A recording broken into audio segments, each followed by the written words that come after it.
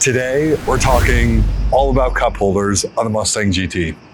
Bruh. No, we're not gonna be talking about cup holders today, but we will talk about, is boosting your Mustang worth it? So let me give you guys the specs of mine. This is a stage 2 Whipple with a 3.625 pulley.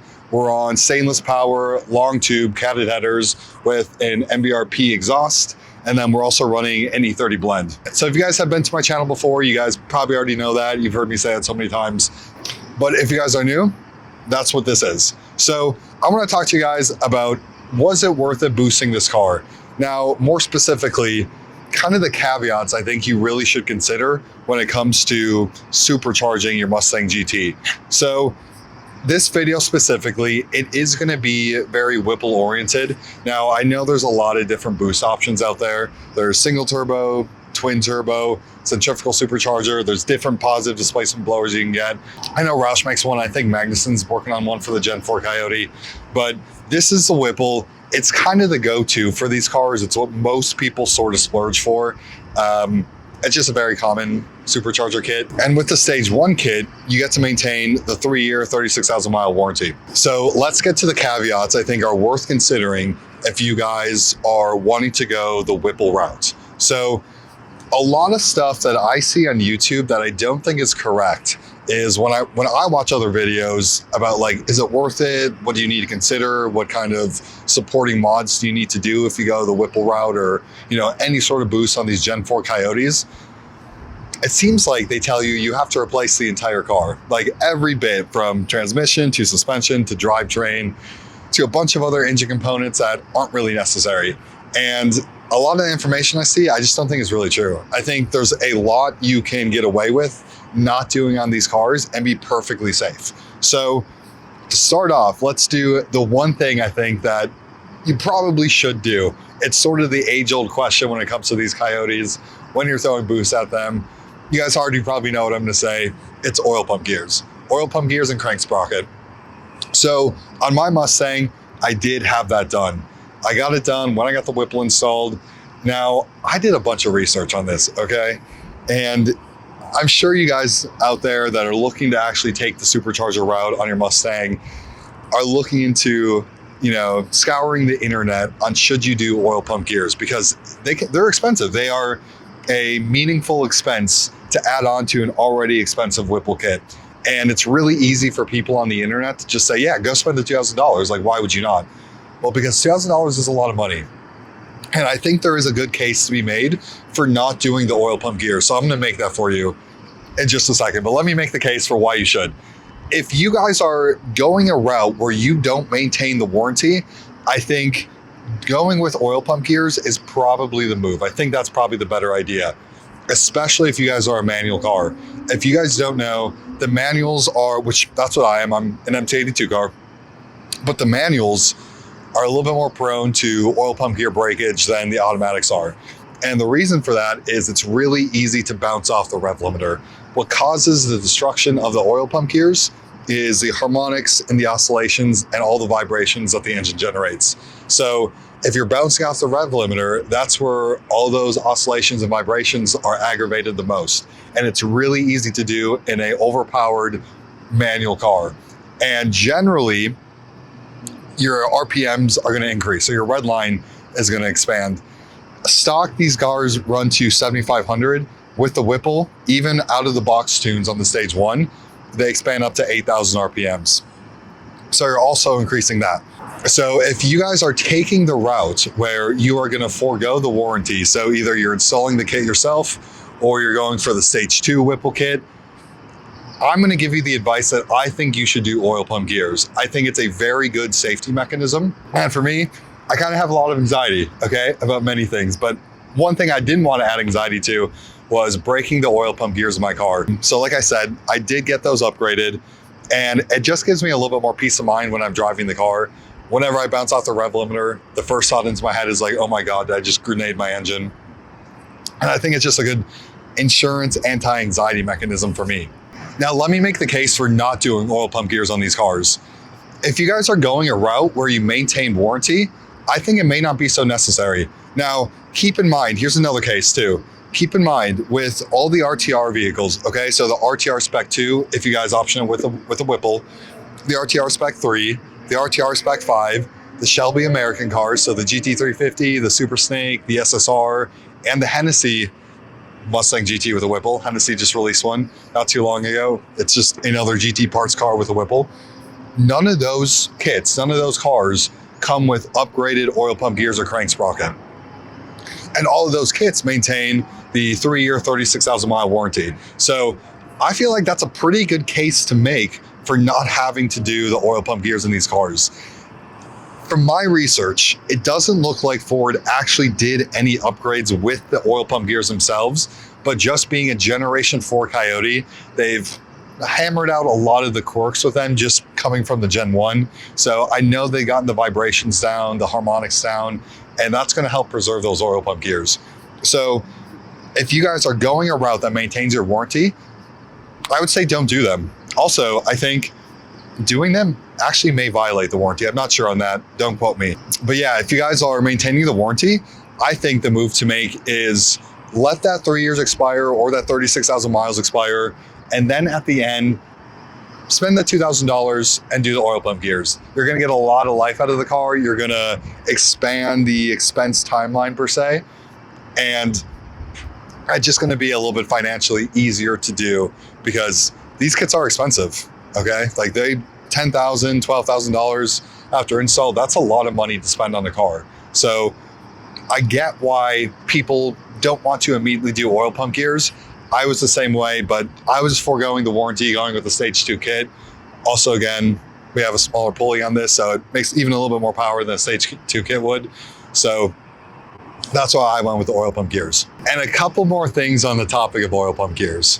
One, if you guys ever watch a YouTube video where somebody takes the gear and drops it from a far height or from standing or whatever, and it breaks and they show you like, hey, this is why these gears are so weak, that's not a valid test, okay? I don't want to be mean here, but ignore that video, okay?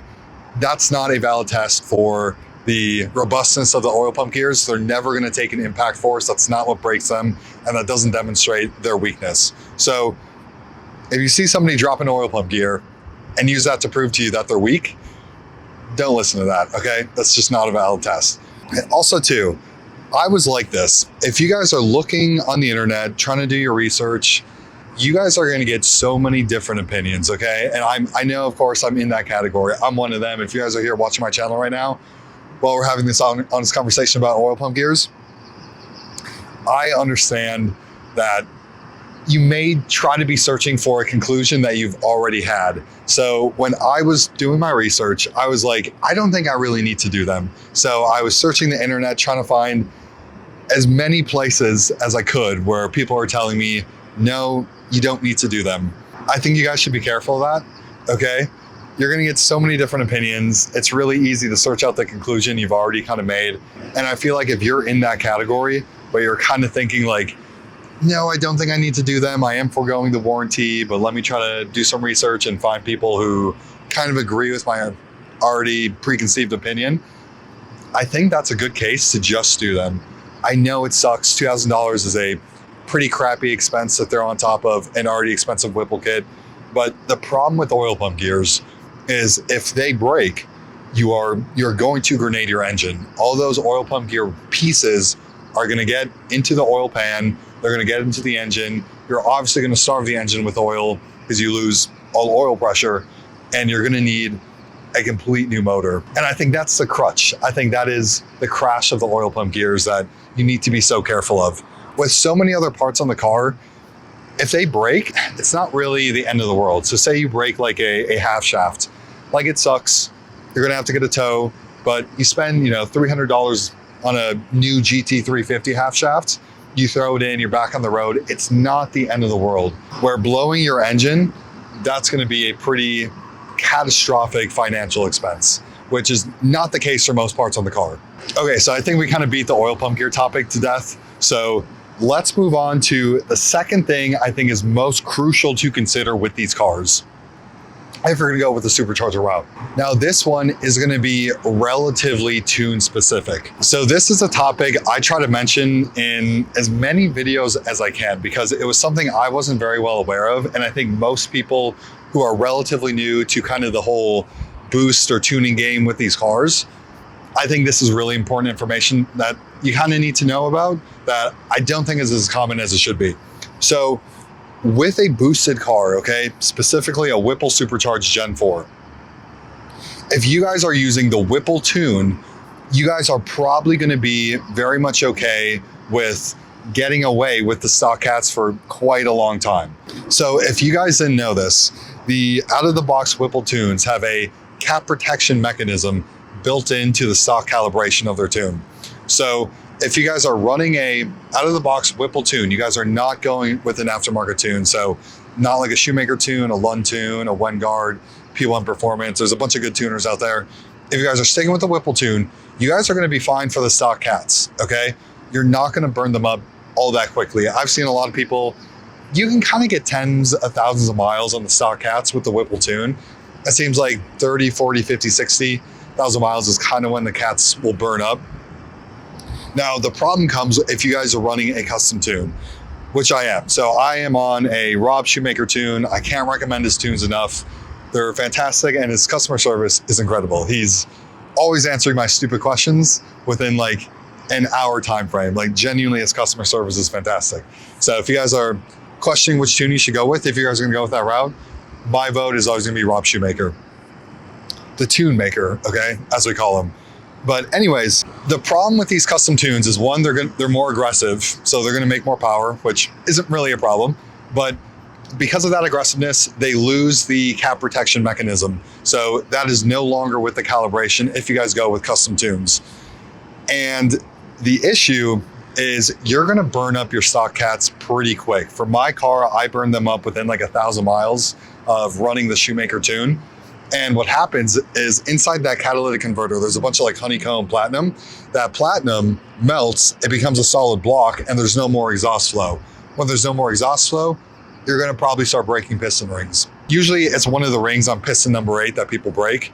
And it's super unfortunate when I see this. I've probably seen like 2 or 3 Facebook posts and maybe a couple forum posts on like Mustang 7G where people got a P0420 or P0430 code while running a Whipple with a custom tune, and they blew their engine. They broke a piston ring, and that's absolutely gonna be a catastrophic failure.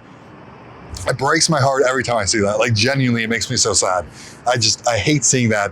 And I feel like there's not a lot of information out there in terms of commonality when it comes to, if you guys are on a Whipple car with a custom tune, you guys really need to get your stock cats out of there. And this is an expense that I would definitely recommend that you guys eat up front if you guys are gonna go that route. So I have stainless power catted headers in my car. We've been running great ever since, never had any code issues, but this is something you guys seriously need to be careful of. I would hate to see you guys throw a Whipple at your car with a custom tune and then very quickly have a catastrophic engine failure. So forewarning, if you guys have that set up and you see a P0420 code or a P0430 code, stop driving the car, okay? Stop driving the car, bring it to a shop, get the cats out of there, and then throw in some long tube headers. You're gonna make more power, it's gonna sound better, and you're not gonna damage the engine. So that is something I want you guys to be extremely mindful of, okay?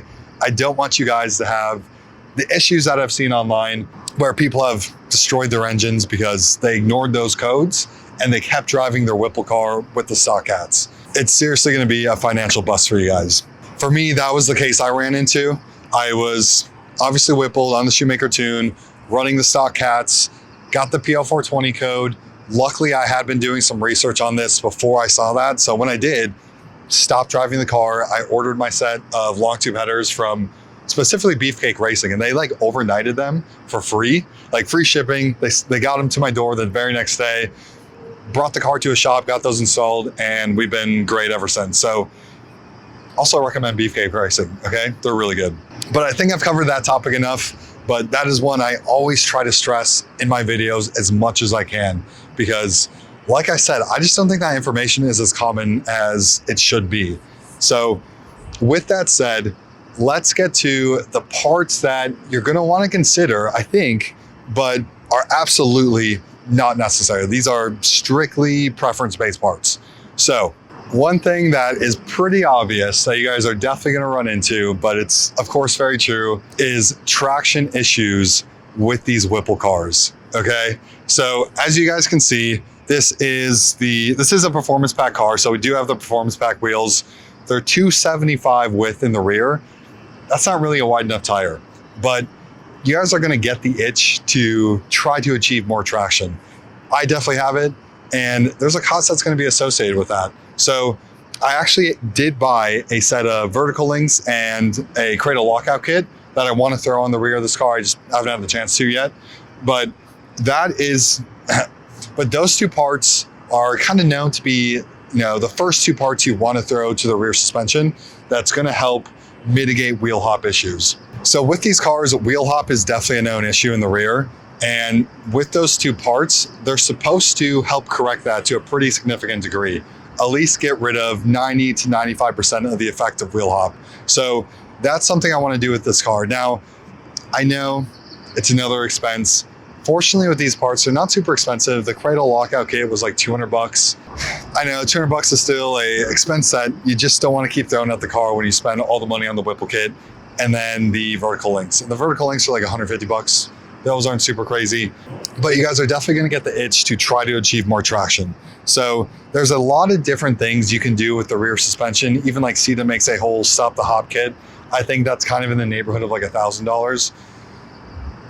These things, of course, are not absolutely strictly necessary. So I want to be super clear with that. These are not things you have to do with the car. You're not going to have any parts breakage, but these are things that you're going to start wanting to get the itch for to gain better traction. So for me, I just want to be able to hook relatively well in second gear on a hot summer day.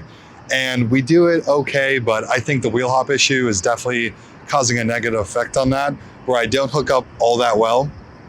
So hopefully when we get those parts in, that's something that's going to improve the rear of the car. Also, tire and wheel packages. These are expensive. The tire and wheel package I've been eyeing for my Mustang is one of the LMR tire and package kits. These are going to run probably $2,500 to $3,000, but I think you really need to get a wider tire on the rear. Now, so on my car, I got rid of the stock tires. So on the rear, we're running the Firestone Indy Firehawk 500s. I think they're a relatively good improvement from the Pirelli P0s. I think the biggest issue with them is I just need a wider tire. 275 in the rear just isn't quite wide enough. With an 11-inch wide wheel, which LMR offers in a lot of their tire and wheel kits, you can fit a 315, maybe even a 325. And that I think would be a pretty meaningful improvement for traction. Now, that's $3,000 with taxes, okay? So again, this is another one of those parts that I think is worth considering. I think is worth something you guys should maybe have a thought or two about if you guys want to go Whipple on your car. But again, absolutely not necessary, okay? You can live with not perfect traction at full throttle for a little while, and you're gonna be perfectly okay. But this kind of goes without saying, you're gonna go through rear tires pretty quick. I got 10,000 miles out of the stock tires, the Pirelli P0s that came with the car on mine. And generally, I feel like I can get at least like 20 or 30,000 miles with an NA car. With a supercharged Mustang, you're gonna spend your rear tires pretty quick. So that is a cost you kind of have to factor into if you guys are looking at doing the Whipple route on your Gen 4 Coyote. Now, the last topic I want to talk to you guys about for this video, and things you should consider that may or may not make the Whipple kits worth it for your car and for you, is the drivetrain. So this is a pretty big one, okay? There's a lot of things online saying that you need to replace your half shafts, replace your drive shaft, replace your clutch. I don't think a lot of that's true, okay? With caveats, but generally, I don't think a lot of that's true. If you guys are running a street tire package, okay, and you're not drag racing the car, like you're not taking it to a track and actually trying to run nines or something, and you guys are not absolutely dumping your clutch and doing burnouts, I think you guys should be able to get away with the stock drivetrain for a really long time. Now, the half shafts seem to be the weak link on these cars, and the half shafts are just what connect the rear differential to the wheels. The half shafts are generally considered the weakest part on the drivetrain. So if you guys have a drag pack and you guys are tracking your car, this is where you guys may want to consider upgrading your half shafts, okay? If you guys are on a street tire setup, your half shafts are going to be very gracefully saved by the extreme lack of traction that you'll never be able to achieve on a street tire, okay? If you guys just have the car, you guys are just gonna daily drive it or just enjoy it for what it is on the road, I don't think you're ever gonna have to worry about replacing the half shafts. They're perfectly strong on a street tire setup. Like I said, you're never really gonna be able to like truly achieve the traction it takes for the torque to be applied to actually break that half shaft. And the same thing goes with the drive shaft. Drive shafts generally a little bit stronger than half shafts on these cars, but if you guys are on a street setup, just street driving the car, you're not on a drag pack, you're not drag racing it, you guys are gonna be fine. But of course, on the flip side of that coin, if you guys are doing that, dragging the car on a drag pack, that is something you guys are probably gonna consider. Now, it kind of seems like for a lot of people with these cars, if they're taking their car out to a track, and like I said, they have a drag pack and they're drag racing it, it seems like they'll just see how long they can get away with the stock drivetrain before ever really replacing it. And you can kind of do that. If you break a half shaft or if you break a drive shaft, it's not the end of the world. Obviously, it sucks. There's an expense you're gonna have to pay, gonna have to get your car towed home, but it's not the end of the world relative to the oil pump gears where you have a catastrophic engine failure if those oil pump gears fail. If your drive shaft fails, if your half shaft fails, tow the car home, spend the money on a new part, throw it in there, and you're back on the road, good as new. And that kind of seems to be the case that a lot of people are making with these cars, is they just see how long they can get away with. And it seems like some people are kind of luckier than others, where they get away with the stock drivetrain for quite a while they're tracking their car. And then some people, it seems like they kind of break them right away, unfortunately. But again, they're not like the oil pump gears. You're not gonna have a catastrophic engine failure or a hyper expensive kind of cost to pay when it comes to something like that. Obviously the parts are expensive. You know, half shafts aren't too bad. If you guys go with the GT350 route, the GT350 half shafts seem to be pretty strong. Like if you're doing 1,000 wheel or under with a drag pack, the GT350 half shafts seem to be pretty good. Nobody really seems to break them as long as they're kind of under that 1,000 horsepower mark. Now the drive shaft, those are generally a little bit more expensive.